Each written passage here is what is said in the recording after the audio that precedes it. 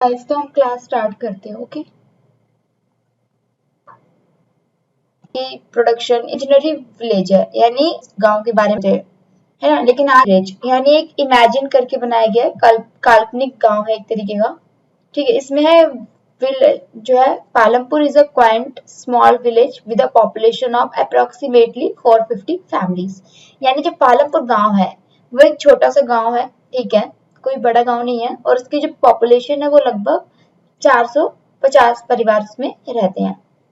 ठीक है, और ये कहाँ पे सिचुएटेड है? Just 3 kilometre from the large village. ठीक है, एक वहां पे लार्जर विलेज है यानी बड़ा गांव है, रायगंज। उसके पास में जो है ये पालमपुर, उससे 3 किलोमीटर की दूरी पे जो है पालमपुर स्थित है। ठीक, और यहाँ देखो, enjoys close proximity to urban amenities. ठीक है, पालमपुर के जो वहां पे है वो लोग क्या करते हैं, वो अर्बन की जो प्रॉक्सिमिटी है उसके पास में है। ठीक है, यानी पालमपुर एक छोटा सा गांव है जिसमें लगभग 450 परिवार निवास करते हैं। ये गांव रायगंज है। ठीक है, जो गांव है वो रायगंज है, जो एक बड़ा गांव है, और ये केवल 3 किलोमीटर की दूरी पर स्थित है। ठीक है, इसके पास अगर आप नियरेस्ट टाउन देखेंगे तो शाहपुर है, इसके नियरेस्ट में एक टाउन है शाहपुर। ठीक है, serves as a vital hub for the villagers जो उस गांव में रह रहे हैं। ठीक है, शाहपुर गांव वालों के लिए एक महत्वपूर्ण सेवाएं और सुविधाओं का स्रोत है ये। तो बेसिकली आप सबको समझ आया कि पालमपुर एक छोटा सा गांव है, और इसकी जो पॉपुलेशन है यानी टोटल पॉपुलेशन की बात करें तो लगभग 450 परिवार यहाँ पे रहते हैं। और ये गांव रायगंज है, जो एक बड़ा गांव है। ठीक है, यहाँ पे केवल 3 किलोमीटर की दूरी पर स्थित है पालमपुर। ठीक, निकटतम इसके बाद शहर है, एक अर्बन एरिया है। ठीक है, टाउन है, वहाँ कौन सा नाम है उसका? शाहपुर। ठीक है, वहां के गांव वालों के लिए जो है ये महत्वपूर्ण सेवाएं और सुविधाओं का स्रोत है। ठीक है, ताकि जो गांव में प्रोडक्शन हो रही है कोई भी चीजें हैं वो यहाँ जाके वो लोग सेल आउट कर सकते हैं अपने प्रोडक्शन को। ठीक, अब देखो मेन प्रोडक्शन एक्टिविटी। तो मेन प्रोडक्शन एक्टिविटी यानी पालमपुर में जो मेन एक्टिविटी है प्रोडक्शन का वो क्या है? अब आपको पता है गांव है, तो गांव में सबसे ज्यादा क्या आपको देखने को मिलता है? फार्मिंग, है ना, खेती होती है वहां पे सबसे ज्यादा।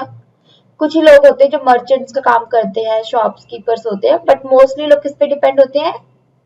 अपनी कल्टीवेशन में, है ना, एग्रीकल्चर पे डिपेंड होते हैं। तो यहाँ अगर हम बात करेंगे तो यहाँ पे देखो, कृषि जो है पालमपुर गांव में प्रमुख उत्पादन गतिविधि है।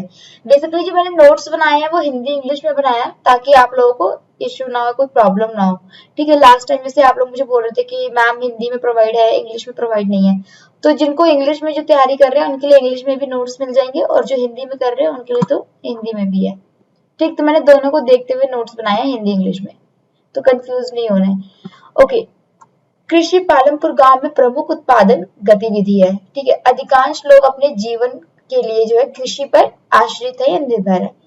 अब यहाँ पे देखो क्या क्या होती है, दुग्धशाला, लघु मावटन, लघु यानी छोटे पैमाने पे जो इंडस्ट्रीज है, जैसे कि बुनकर और कुम्हारों की गतिविधियां, है ना, जो बुनकर होते हैं जो कपड़े वगैरह बुनते हैं, धागों से बनाते हैं, कुम्हार जो मिट्टी के बर्तन वगैरह बनाते हैं। गांव में तो बेसिकली आपको यही सब देखने को मिलता है ना, डेयरी फार्म्स होते हैं वहां पे। और यहाँ पे जो इसके अलावा है परिवहन, यानी अगर आप पालमपुर गांव देखोगे ना तो बेसिकली इतना भी वो नहीं है, थोड़ा डेवलप है कि वहां पे फार्म भी है, वहां पे कुछ गवर्नमेंट स्कूल भी है, प्राइमरी स्कूल्स है बच्चों के लिए। ठीक है, वहां पे प्राइवेट डिस्पेंसरीज भी है, मतलब हॉस्पिटल्स भी है लोगों के हेल्थ के लिए। प्लस वहां पे डेयरी फार्म्स हैं, लोग वहां पे काम भी करते हैं, फार्मिंग भी करते हैं, ट्रांसपोर्ट भी, जिससे एक दूसरी जगह पे वो लोग आ जा सकते हैं या अपने सामान को ले जा सकते हैं, जैसे कि टोंगा, है ना, या जीप होगी, कार होगी। तो ये सब जो है वहां पे डेवलप है, वहां पे लोग इस चीजों का यूज कर रहे हैं। ठीक है, तो बेसिकली जो फार्मिंग है आप देख सकते हैं, फार्मिंग लोग करते हैं वहां पे, ट्रैक्टर के थ्रू भी कर रहे हैं। ठीक है, इंडस्ट्री में अगर आप देखोगे तो छोटे छोटे इंडस्ट्रीज है वहां पे, जैसे जो कि बुनकर बनाते हैं, धागों से जो कढ़ाई वढ़ाई करते हैं, या जो टोकरियां बनाते हैं, या जो मिट्टी के बर्तन बनाते हैं। ठीक है, तो बेसिकली ये सब वहां पे फैसिलिटीज हैं। अब देखो, फैक्टर्स ऑफ प्रोडक्शन और requirements for production of goods and services. Goods, goods economic word है जिसको हम बोलते हैं वस्तुएं। ठीक है, किसी भी चीज का प्रोडक्शन करना उसको हम बोलते हैं गुड्स, ठीक है। सर्विसेज यानी सेवाएं। तो आप देखोगे भूमि यानी लैंड, श्रम और पूंजी उत्पादन के लिए मौलिक आवश्यकताएं, यानी किसी भी चीज की प्रोडक्शन के लिए हमें तीन चीजें मेन चाहिए होती हैं। आप एक बार इमेजिन करो कि आपको कोई चीज प्रोडक्शन करनी है, कोई आप सपोज आपको कोई इंडस्ट्री लगानी है, ठीक है। तो इंडस्ट्री के लिए पहले क्या रिक्वायरमेंट होगी? पहली चीज आप क्या देखेंगे?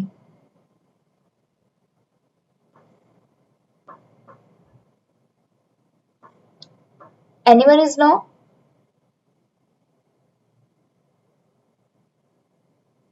कुछ आइडिया? अगर आपको कोई फार्म या कोई इंडस्ट्री लगानी है, ठीक है, तो सबसे पहले आपको क्या रिक्वायरमेंट होगी? Neeru, ma'am land. Sorry voice break हो रही है आपकी। पहले हम अपनी जमीन को right, ma'am land right, ma'am land hmm, right. तो ऑब्वियस सी बात है, जब हमें किसी चीज की प्रोडक्शन करनी है, ठीक है, तो उसके लिए हमें क्या चाहिए होगा सबसे पहले? यानी भूमि यानी लैंड, ठीक है। लैंड होगा तभी तो हम उस पर कोई चीज जो है बना सकेंगे। अब लैंड हो गया, ठीक है, आपने सामान उसमें लगा दिया इंडस्ट्री के लिए। अब उसको काम करवाने के लिए भी तो लोग चाहिए, राइट? श्रम यानी लेबर की रिक्वायरमेंट्स होगी। विदाउट लेबर आप क्या अकेले काम कर लेंगे? अकेले प्रोडक्शन कर सकते हैं? नहीं ना। तो इसलिए लेबर की भी रिक्वायरमेंट होती है, यानी श्रम की। थर्ड आता है पूंजी यानी कैपिटल, जिसको हम इकोनॉमिक वर्ड में बोलते हैं कैपिटल। कैपिटल होती है पूंजी, जो आप उसके अंदर पैसा या इनकम लगा रहे हैं। अगर आप पैसा लगाएंगे तभी आप चीजों को मंगा सकेंगे, यूज कर सकेंगे, मशीन्स मंगाएंगे, मशीन से काम होगा, राइट? तो उत्पादन के लिए ये क्या है? बेसिक रिक्वायरमेंट्स है। बेसिक यानी मूल आवश्यकताएं हैं, जिन्हें उत्पादन के कारक के रूप में भी जाना जाता है, ठीक है। जैसे कि यहाँ पे इंग्लिश में लिखा होगा, land, labour and capital R the fundamental elements necessary for the creation of goods and services, ठीक है। तो ये बेसिकली है एलिमेंट्स हैं जो कि एक प्रोडक्शन के लिए नीड होती है। अब देखो भूमि में सभी प्राकृतिक उपहार शामिल है। आप सभी को पता है भूमि में क्या क्या पाई जाती है ना। नेचुरल गिफ्ट है हमारी तरफ, भगवान की तरफ से एक तरीके से। तो ये हमारा एक नेचुरल गिफ्ट है जिसके अंदर मृदा, पानी, वनस्पति, खनिज, ठीक है, ये सब चीजें जो है इसमें इन्वॉल्व होती है। श्रम मानव प्रयास को तात्पर्य रूप से करता है, और श्रम जो होता है वो मानव जो अपने प्रयासों से करता है, जिसमें शारीरिक और मानसिक श्रम स्थापित है, ठीक है, शामिल है। श्रम यानी जो लेबर है, लेबर दो तरीके के होते हैं। एक तो जो शारीरिक गतिविधि करते हैं, यानी जो अपने शरीर से करते हैं मेहनत करके, और एक होता है जो मानसिक श्रम यानी जो मेंटल, यानी जो अपने दिमाग का यूज करके काम करते हैं, ठीक है। अगर आप मॉडर्न टाइम में देखोगे तो बहुत कम ही लोग होते हैं जो मजदूरी वगैरह करते हैं। मोस्टली लोग क्या चाहते हैं कि हमें काम मिले, ऑफिस में काम करें, हम बैठ के काम करें। तो वो कौन से लोग होंगे? जो एजुकेट होंगे, जो पढ़े लिखे होंगे, यानी मानसिक श्रम उनको बोलते हैं, ठीक है। तो बेसिकली श्रम भी जो है दो प्रकार से होते हैं, शारीरिक और मानसिक, ठीक है। कुछ लोग शरीर के उपयोग से करते हैं और कुछ लोग अपने दिमाग के उपयोग से करते हैं। उत्पादन के लिए तीसरी आवश्यकता शारीरिक पूंजी है, ठीक है।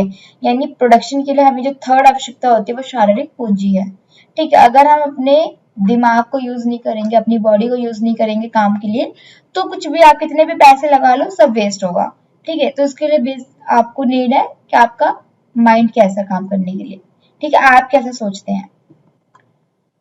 इस श्रेणी में ट्रल्स, मशीनरी, इमारतें आदि जैसे स्थिर पूंजी। अब ठीक है, पूंजी भी दो प्रकार की होती है, कैपिटल, जैसे कि यहाँ पे मैंने मेंशन किया होगा, ठीक है। एक होता है fixed assets like tools, machinery and buildings, ठीक है। फिक्स्ड इसलिए है क्यों? क्योंकि जो मशीन्स होती हैं, ठीक है, जो बिल्डिंग्स है, जो अदर टूल्स है काम के लिए, वो एक तरीके से फिक्स्ड है, मतलब काफी लंबे टाइम तक चलने वाली है। ऐसा नहीं है कि आज हमने मशीन लगा दी तो वो कल खराब हो जाएगी या महीने में खराब हो जाएगी, नहीं। उसको आने वाले फ्यूचर में हम 3-4 साल या 5 साल तक जो आराम से यूज कर सकते हैं। तो एक तरीके से ये फिक्स्ड एसेट्स है, ठीक है। एसेट यानी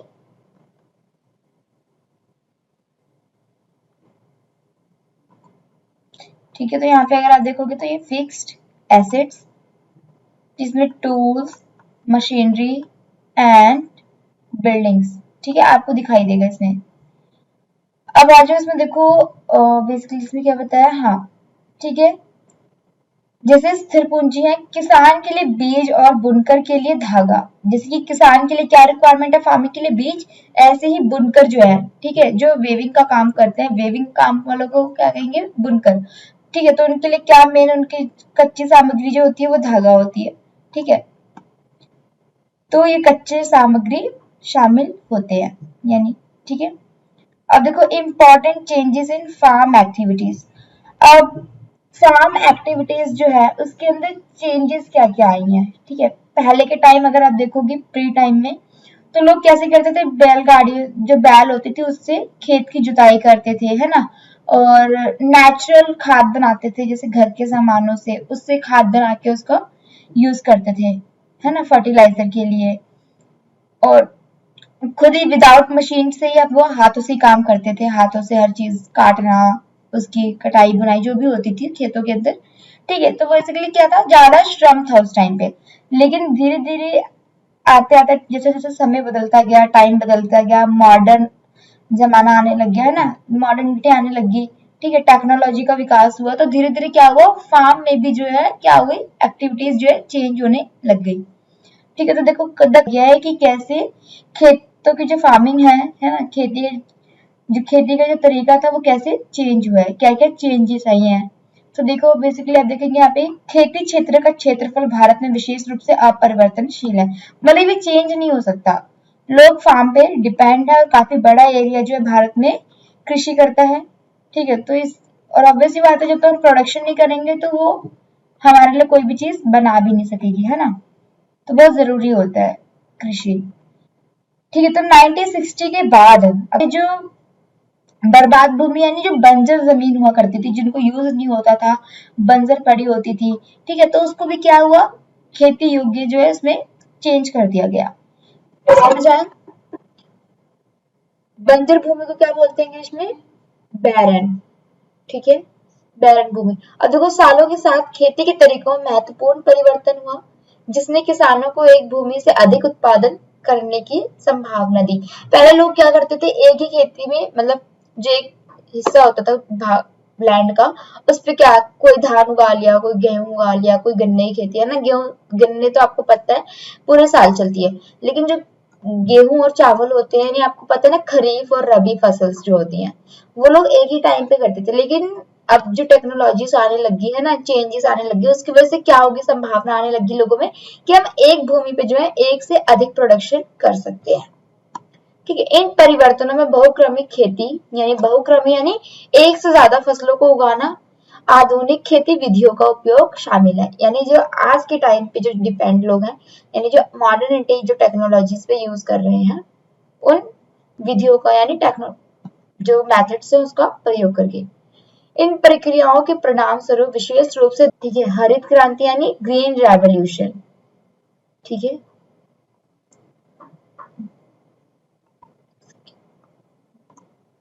ओके, ठीक है, ग्रीन रेवोल्यूशन के नाम से जाना गया हरित क्रांति। तो बेसिकली ग्रीन रेवोल्यूशन कैसे आया, ग्रीन रेवोल्यूशन इस तरीके से आया कि अगर आप 1965 के टाइम पे जो गवर्नमेंट थी, ठीक है, अगर आप देखोगे तो कौन थी, मिसेस इंदिरा गांधी, है ना, मिसेस इंदिरा गांधी थी, और उन्होंने क्या किया था, गरीबी हटाओ का नारा दिया था, राइट, जब वो इलेक्शन लड़ रही थी। तो उनका मेन पर्पस यही था कि जो फार्मिंग से रिलेटेड जो चीजें हैं, ठीक है, यानी ये प्रोडक्शन है उसको ग्रोथ करना। ठीक, तो उन्होंने डिसाइड किया, मेजर स्टेप लिए एग्रीकल्चर कंडीशन को सुधारने के लिए।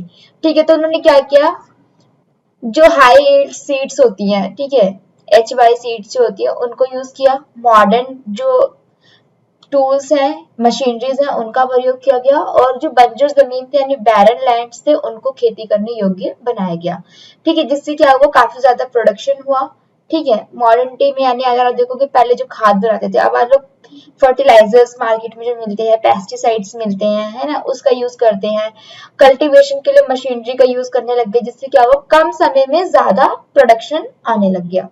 ठीक है, तो यहाँ देखेंगे, और ये ज्यादा ग्रीन रेवोल्यूशनरी के नाम से जाना गया, हरित क्रांति के नाम से। क्यों, क्योंकि प्रोडक्शन ज्यादा हुआ। ठीक है, और बेसिकली अगर आप देखोगे कौन से एरियाज में ज्यादा प्रोडक्शन हुआ, तो आप देखोगे हरियाणा, पंजाब और उत्तर प्रदेश का कुछ एरिया, ठीक है, यहाँ पे ज्यादा बड़ी मात्रा में खेती हुई और प्रोडक्शन यानी उत्पादन काफी ज्यादा हुआ। ठीक, at this stage concern was an wheat and rice, और मेन जो स्टेज था उसमें चावल और गेहूं को उगाना था।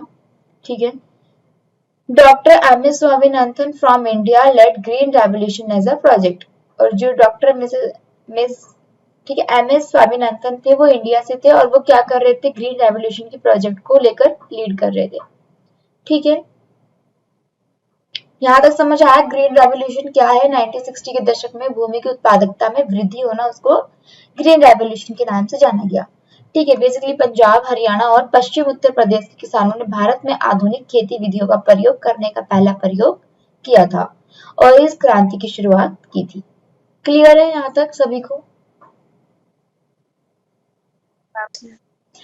ये जो स्टोरी है ये बेसिकली ये दिखा रहा है कि एक गांव की जो अर्थव्यवस्था है, कृषि, ठीक है, लोग कैसे डिपेंड होते हैं, क्या क्या काम होता है वहां पे, इकोनॉमिक कंडीशन क्या है। ठीक है, पहले कैसे लोग चीजें यूज करते थे, अब लोग कैसे यूज करने लग गए हैं, है ना। बेसिकली इकोनॉमिक को लेकर बताया गया इसमें।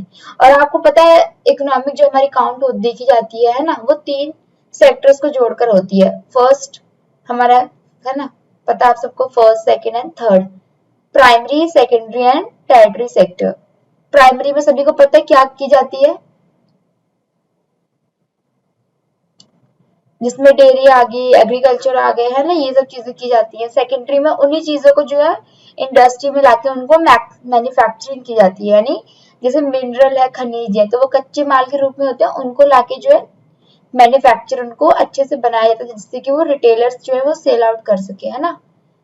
तो सेकेंडरी में मैन्युफैक्चरिंग होती है चीजों की, और थर्ड में क्या होता है, सर्विस प्रोवाइड करते हैं बाय आईआईटी सर्विसेज हो गई, है ना, या रिटेलर्स के थ्रू जो है लोगों तक पहुंचाया जाता है उस चीजों को यूज करने के लिए। ठीक, अब इसके लिए देखो मेन आता है कल्टीवेशन के लिए लेबर। ठीक है, आप कोई भी चीज प्रोडक्शन करते हैं तो प्रोडक्शन का जो मेन फैक्टर है वो कौन सा है, लेबर। लेबर होंगे तभी प्रोडक्शन हो पाएगा, लेबर नहीं होंगे तो विदाउट आप कोई भी काम नहीं कर पाएंगे। ठीक है, labour is the best basic factor of production. Small farmers provide there on labour. ठीक है, जो स्मॉल फार्मर्स होते हैं वो खुद के लेबर प्रोवाइड करते हैं, where as medium and large farmers make use of hire labour to worker in their fields. और जो बड़े किसान होते हैं वो अपनी खेती में काम करवाने के लिए बेसिकली बड़े लोगों का उपयोग करते हैं। ठीक है, यहाँ बाय मिस्टेक बच्चों का लिखा है लेकिन बच्चे नहीं, यहाँ पे श्रमिक आएंगे। ठीक है, ठीक है, तो आप एक बार ये देख लेना, थोड़ा मिसप्रिंट हुआ पड़ा यहाँ पे। ठीक, अब देखो यहाँ पे कैपिटल यानी पूंजी, किसी भी चीज को प्रोडक्ट करने के लिए हमें क्या चाहिए, लेबर तो हो गया, लैंड भी हो गया, अब क्या चाहिए हमें, कैपिटल चाहिए, है ना, पैसा चाहिए, इनकम चाहिए इसको लगाने के लिए। तो देखो बियॉन्ड लेबर एंड लैंड, यानी लैंड और लेबर के अलावा capital stands are another fundamental components of production. ठीक है, जो कैपिटल है वो एक उसके अलावा जो फंडामेंटल कंपोनेंट्स है किसका, प्रोडक्शन का। तो उसमें आप देखेंगे medium and large scale operators जो होते हैं, ऑल ऑफ होम नेसेसिटेट कैपिटल, यानी जो छोटे बड़े जो किसान है वो पूंजी की उनको आवश्यकता काफी ज्यादा होती है अपनी फार्मिंग करने के लिए या प्रोडक्शन को ज्यादा बढ़ाने के लिए। ठीक है, जैसे कि छोटे किसान, बड़े किसान या गांव के कुछ सुखद्वारों या व्यापारियों से ऋण लेते हैं, यानी खेती करने के लिए वो लोग क्या लेते हैं, लोन लेते हैं, लोन को बोलते हैं हम हिंदी में ऋण। ठीक है, अब जो छोटे लोगों यानी जो बड़े गांव में जो लोग लेते हैं एक दूसरे से, वो लोग क्या करते हैं, लोन तो देते हैं बट वो लोग जो रेट ऑफ इंटरेस्ट है उनका यानी ब्याज की जो दर है वो काफी ज्यादा हाई लेते हैं। ठीक है, काफी ज्यादा लेते हैं। जैसे अगर आप कोऑपरेटिव तरीके से लेंगे यानी जो बैंक वगैरह देती है वो आपको मिनिमम गांव के अंदर जो है 7 to 8% रेट ऑफ इंटरेस्ट पे आपको दे देती है। ठीक है, कुछ स्कीम्स है जो गवर्नमेंट की तरफ से चलाई जाती है उसमें उनको काफी कम रेट ऑफ इंटरेस्ट पे भी मिल जाता है लोन। लेकिन अगर आप बेसिकली अगर आप किसी बैंक वगैरह से लेते हैं प्रॉपर तो वो बेसिकली आपको 7 से 8% पे देगा, बट वो डिपेंड करता है आप किस चीज के लिए लोन ले रहे हैं। ठीक है, बट अगर आप गांव में किसी साहूदार से या किसी व्यापारी से लेते हैं लोन तो वो रेट ऑफ इंटरेस्ट आपको काफी ज्यादा हाई पे देते हैं, यानी 15, 16, 20, 24 ऐसे रेट ऑफ इंटरेस्ट पे वो देते हैं, जिससे कि उनका जो मूल होता है यानी जो पैसा होता है वो तो कम लेते हैं लोन, लेकिन जो उनका रेट ऑफ इंटरेस्ट आता है वो काफी ज्यादा जाता है, जिससे वो लोग डेप्ट में फंस जाते हैं, यानी डेप्ट यानी जाल में फंस जाते हैं लोन के, जो कि वो चुका नहीं पाते। और वो लोग क्या सोचते हैं कि हम लोन तो ले लेंगे, जब हमारा प्रोडक्शन होगा हम उसको सेल आउट करेंगे, जो उससे पैसा बचेगा हमारा, अगर उनकी फार्मिंग अच्छी हुई तो वो चुका देंगे लोन, लेकिन अगर फार्मिंग अच्छी नहीं हुई इनकेस तो क्या करेंगे, वो फिर वो लोग जाल में फंस जाते हैं, ठीक है, जिससे उनपे लोन का बर्डन काफी ज्यादा हो जाता है, रेट का बर्डन, ठीक है। तो यहाँ पे देखो, भूमि और श्रम के बाद पूंजी उत्पादन का एक अन्य मौलिक कारक है सभी वर्गों के किसान, उदाहरण के लिए छोटे, मध्यम और बड़े, यानी छोटे, मीडियम और जितने भी बड़े किसान हैं उनको पूंजी की आवश्यकता होती है खेती के लिए, राइट। तो छोटे किसान, बड़े किसान हो या गांव के सुखदोरों या व्यापारियों से जो है ऋण लेते हैं, जिन्होंने उन्हें खेती के लिए विभिन्न उपकरण प्रदान किए होते हैं, ठीक है। वो लोन किस लिए लेते हैं, खेत में ट्रैक्टर के लिए, बीजों के लिए, है ना, लेबर्स के लिए, तो वो इन्हीं सब चीजों के लिए जो है पैसा लेते हैं उनसे, ताकि वो अपनी प्रोडक्शन को काफी ज्यादा कर सके। बट मान लो कोई नेचुरल कंडीशन आ गया, है ना, कोई मान लो क्लाइमेट चेंज हो गया, काफी ज्यादा बारिश हो गई या काफी ज्यादा हवा चली या कुछ भी हो गया, नेचुरली कोई भी इशू होगी, तो क्या होगा, फसल खराब हो जाएगी।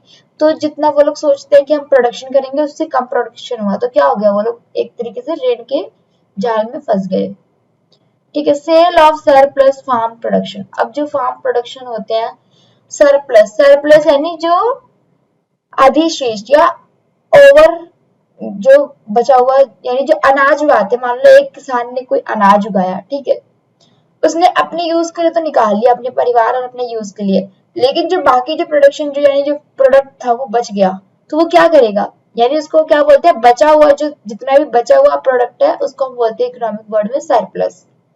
तो जो सरप्लस प्रोडक्ट होगा उसको क्या करेंगे, वो लोग मार्केट में जाके बेच देंगे, जिससे उनको इनकम मिल जाएगी, ठीक है। अब देखो, किसान अपनी भूमि, श्रम और पूंजी, तीन मौलिक कारकों का उपयोग करके अपनी फसल की उत्पादन करते हैं, ठीक है। किसान जो होता है, जो अपनी खेती करता है, वो बेसिकली भूमि, श्रम और पूंजी, इन तीनों को उपयोग करके वो अपनी फसल को उगाता है। वह उन्हें अपनी व्यक्तिगत उपयोग के लिए एक हिस्सा रखता है, व्यक्तिगत उपयोग यानी इंडिविजुअल यूज के लिए, यानी अपना और अपने परिवार के यूज के लिए उतना हिस्सा वो निकाल लेता है। बाकी ये सरप्लस प्रोडक्ट हुआ, यानी बचा हुआ जो प्रोडक्ट हुआ, वो उसको क्या करेगा, वो जाके मार्केट में बेच देगा, जिससे उसको पैसे मिल जाएंगे, ठीक है। इससे क्या होगा, प्रोडक्शन भी हुआ, पैसे भी उनको मिल गए, ठीक है। तो फार्मिंग जो बेसिकली इसी पे डिपेंड होती है अपनी फैमिली को चलाने के लिए, ठीक है। आपने बहुत सारी जैसे मूवीज देखी होंगी, मूवीज में देखते हो ना आप लोग, कोई भी मूवी ले लो, उसमें आप देखते होंगे किसान जो है लोन लेते हैं अपनी खेती करने के लिए, फिर जो खेती करते हैं उसको क्या कहते हैं, वो मार्केट में सेल आउट कर देते हैं, जो बचा हुआ प्रोडक्ट होता है, ठीक है। तो ये भी आप इस तरीके से देख सकते हो। और पालमपुर के लिए क्या खास है, एक तो उनके पास टाउन है शाहपुर, तो वो शाहपुर में जाके क्या कर सकते हैं, बेच सकते हैं, क्यों, क्योंकि वहां पे ट्रांसपोर्ट फैसिलिटीज है ना, मार्केट एरिया है वहां पे, तो वो लोग क्या करेंगे, जैसे कि वहां पे लोग क्या करते हैं प्रोडक्शन में, जैगरी, जैगरी होता है गुड़, तो वो लोग गुड़ को, मान लो गन्ना हुआ, गन्ना काफी ज्यादा हो गया, ठीक है, तो गन्ना एक तो आपको पता है काफी ज्यादा बिकता है गाँव में, ठीक है, तो गन्ना बेचेंगे, और जो गन्ना जो बच गया एक्स्ट्रा, उसका क्या करेंगे, वो रस निकाल के उसका क्या करेंगे, गुड़ बनाएंगे, गुड़, गुड़ यानी जैगरी, इंग्लिश में बोलते हैं जैगरी और हिंदी में बोलते हैं गुड़। तो गुड़ से क्या करेंगे, गुड़ बना के जब मार्केट में जाके वो लोग सेल आउट कर देंगे, ठीक है। तो उससे उनका प्रोडक्शन भी हो गया, ठीक है, और अपने लिए भी रख लिया उन्होंने और मार्केट में भी बेच दिया, उससे इनको ये फायदा हो जाता है, ठीक है। अधिशेष उत्पाद यानी सरप्लस जो प्रोडक्ट है उसको स्थानीय बाजार में बेच देते हैं, बाजार में बेचे जाने वाले उत्पाद का वह हिस्सा विपणीय अधिशेष कहलाता है, ठीक है। छोटे किसान के पास आमतौर पर कम अधिशेष उत्पाद होता है, जो छोटे किसान होते हैं उनके पास तो कम ही प्रोडक्शन होता है अपनी अपनी फैमिली के लिए, ठीक है। जो बड़े और मध्यम जो लोग होते हैं वो लोग ऐसी फार्मिंग करते हैं जिसको वो लोग मार्केट में, बेसिकली उनका पर्पस प्रॉफिट कमाने का होता है, कि वो इतना प्रोडक्शन कर सके कि उसको मार्केट में सेल आउट कर सके, ठीक है। तो बेसिकली इसके अंदर यही था कि हमें एग्रीकल्चर प्रोडक्शन, ठीक है, इन सबको लेकर जो है बताया गया इस चैप्टर के अंदर। तो अब आप सबको समझ आया, कैपिटल दो प्रकार की कैपिटल है, fixed capital and working capital. Working होती है जैसे मनी हो गई, ठीक है, लेबर्स हो गए, ये लोग क्या है, एक तरीके से वर्किंग है, यानी चेंज होते रहेंगे, वर्क करते रहेंगे। लेकिन फिक्स्ड कैपिटल अगर आप बिल्डिंग ले लेते हैं, लैंड ले लेते हैं, है ना, मशीन्स ले लेते हैं, टूल्स लेते हैं, तो ये आपकी फिक्स्ड इनकम है, ठीक है। इसको आप कब 4-5 साल तक जो है अच्छे से आप यूज करेंगे किसी भी प्रोडक्शन के लिए, तो उसको हम बोलते हैं फिक्स्ड कैपिटल।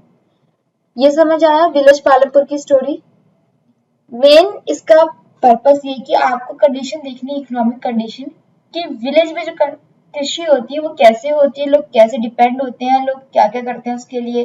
ठीक है, अगर टाउन होता है, मार्केट होती है, तो ही हम अपने प्रोडक्ट को बेच सकते हैं। ठीक है, समझ आया यहाँ तक? क्लियर है पॉइंट्स? यस मैम, क्लियर है पॉइंट्स? यस मैम, ठीक है, फिजिकल कैपिटल और ये सब समझ आ यस गया ना? मैम। मतलब इकोनॉमिक में जो वर्ड्स होते हैं, है ना, और अगर ना ज्योग्राफी के अंदर ह्यूमन एज ए रिसोर्सेज, ये सब। ग्रीन रेवोल्यूशन मेन है, इसमें कभी भी क्वेश्चन जो है आ जाता है प्रीलिम्स में। ठीक है, green revolution, white revolution, golden revolution, ये सब आपको जो है पता होना चाहिए, और किस गवर्नमेंट के टाइम में कौन सा रेवोल्यूशन हुआ। ठीक ठीक है, तो आज की क्लास बस इतनी थी, फर्स्ट चैप्टर। कल हम सेकंड चैप्टर स्टार्ट करेंगे। ठीक है, ओके, तो हम नेक्स्ट क्लास में मिलते हैं गाइस।